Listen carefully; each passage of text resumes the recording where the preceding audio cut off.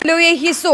বন্দুক নহলে দক্ষিণ হালমাৰা মানকাছৰত কেনেকৈ খিলঞ্জীয়া জীয়াই থাকিব বাঘৰত বন্দুক নহলে খিলঞ্জীয়া কেনেকৈ জীয়াই থাকিব এই মন্তব্য কৰিছে মুখ্যমন্ত্ৰী ডক্টৰ হিমন্ত বিশ্ব শৰ্মাই মুখ্যমন্ত্ৰীগৰাকীয়ে কৈছে যে ২০-২৫ হাজাৰ মানুহে ঘেৰি আছে মাজত ১০০ জনে সত্ৰ বনাই বহি আছে তেওঁলোককো কিবা এটা দিব লাগিব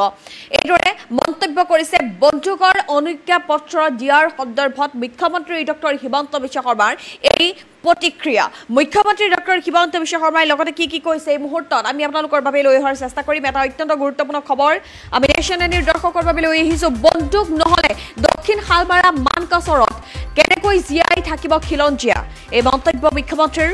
মাৰানষ্ট্ৰৰ অনুজ্ঞাপত্ৰ সন্দৰ্ভত মুখ্যমন্ত্ৰী ডক্টৰ হিমন্ত বিশ্ব শৰ্মাৰ এই প্ৰতিক্ৰিয়া বাঘবৰত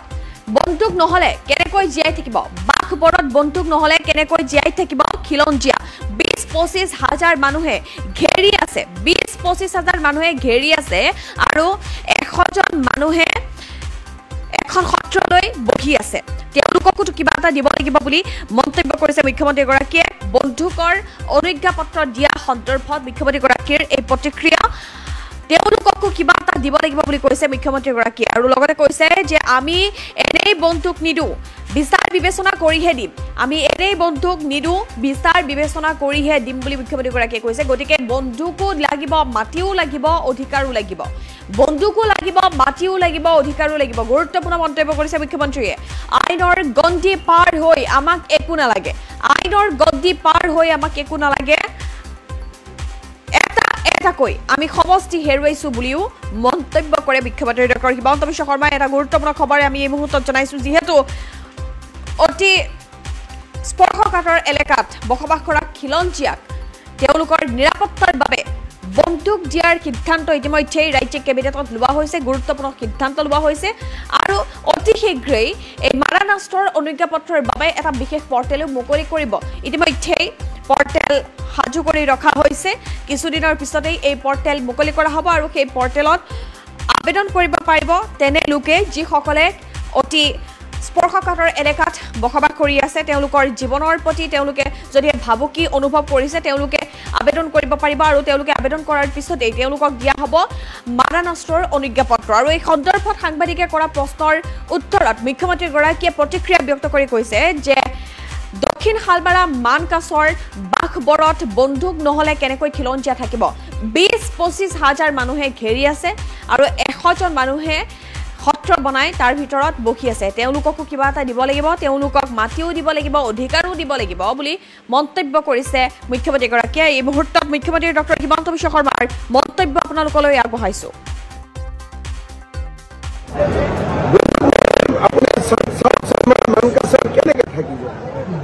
বাঘবৰত কেনেকে থাকিব আপোনালোকে তাতে গলে গম পাব ২০-২৫ হাজাৰ মানুহ ঘেৰি আছে মাজত ১০০ জন মানুহে এখন সত্ৰ লৈ পেলাই বহি আছে তো তেওঁকতো কিবা এটাতো লাগিব না আৰু আমিতো এনেই নিদিওঁ বিচাৰ বিবেচনা কৰিহে দিম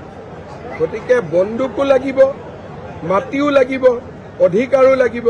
খালি আইনৰ মাজত লাগিব আইনৰ গণ্ডি পাৰ হৈ আমাক একো নালাগে গৌৰৱ গগৈৰ বা অখিল গগৈ দৃষ্টিভংগী বেলেগ কিন্তু আমাৰ স্পষ্ট কথা যে অসমৰ মাটি কোনো কাৰণতে সন্দেহযুক্ত বিদেশীৰ দখলত থাকিব নোৱাৰে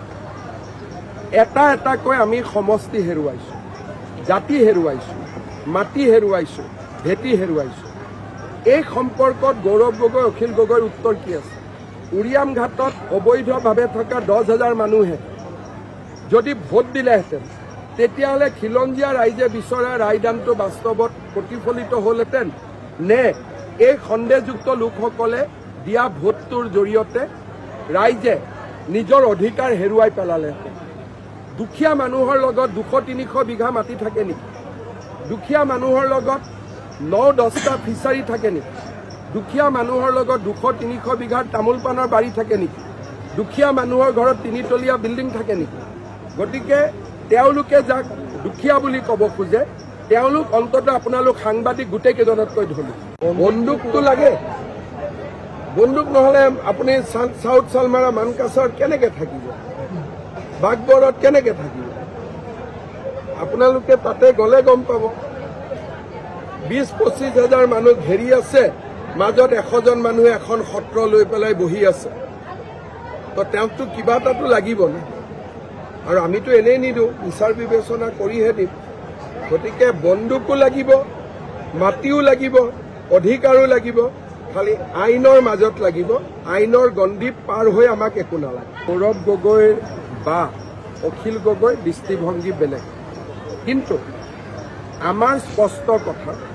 যে অসমৰ মাটি কোনো কাৰণতে সন্দেহযুক্ত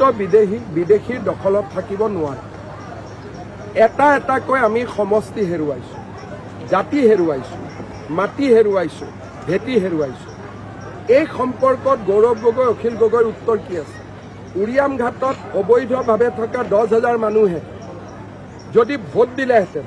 তেতিয়াহ'লে খিলঞ্জীয়া ৰাইজে বিচৰা ৰায়দানটো বাস্তৱত প্ৰতিফলিত হ'লহেঁতেন নে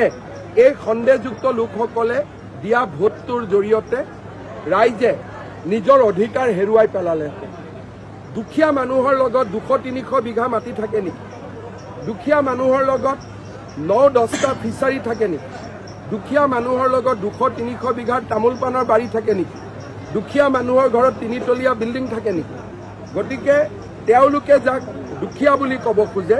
তেওঁলোক অন্ততঃ আপোনালোক সাংবাদিক গোটেইকেইজনতকৈ ধনী বন্দুকটো লাগে বন্দুক নহ'লে আপুনি চাউথ চালমাৰা মানকাছাৰত কেনেকে থাকিব বাগবৰত কেনেকে থাকিব আপোনালোকে তাতে গ'লে গম পাব 20-25 হাজাৰ মানুহ ঘেৰি আছে মাজত 100 জন মানুহে এখন সত্ৰ লৈ পেলাই বহি আছে তো তেওঁকতো কিবা এটাতো লাগিব না আৰু আমিতো এনেই নিদিওঁ বিচাৰ বিবেচনা কৰিহে দিম গতিকে বন্দুকো লাগিব মাটিও লাগিব অধিকাৰো লাগিব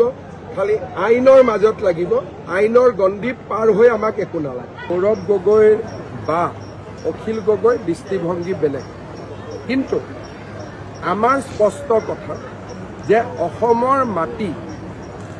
কোনো কাৰণতে সন্দেহযুক্ত বিদেশীৰ দখলত থাকিব নোৱাৰে এটা এটাকৈ আমি সমষ্টি হেৰুৱাইছোঁ জাতি হেৰুৱাইছোঁ মাটি হেৰুৱাইছোঁ ভেটি হেৰুৱাইছোঁ এই সম্পৰ্কত গৌৰৱ গগৈ অখিল গগৈৰ উত্তৰ কি আছে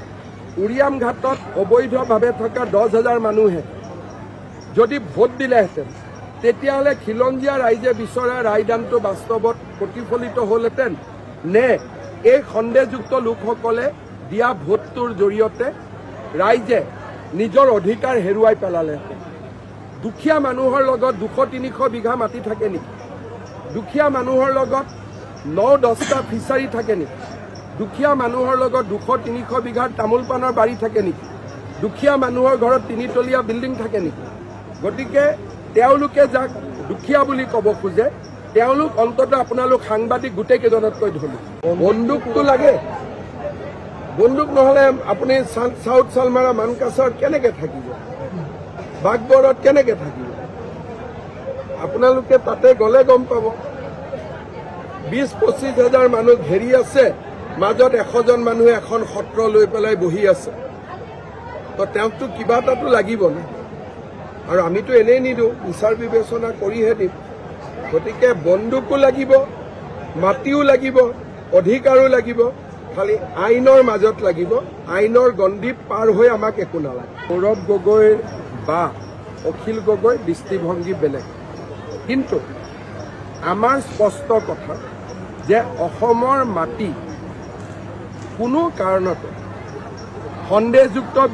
বিদেশীৰ দখলত থাকিব নোৱাৰে এটা এটাকৈ আমি সমষ্টি হেৰুৱাইছোঁ জাতি হেৰুৱাইছোঁ মাটি হেৰুৱাইছোঁ ভেটি হেৰুৱাইছোঁ